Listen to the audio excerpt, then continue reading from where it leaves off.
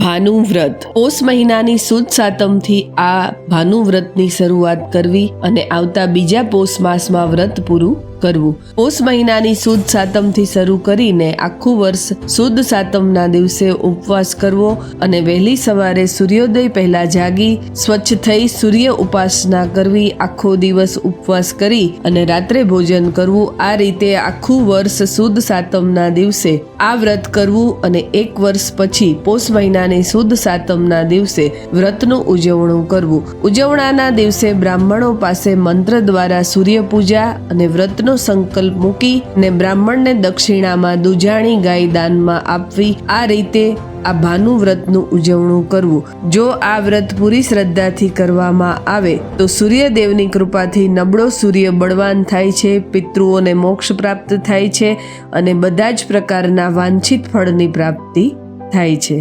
જય માતાજી.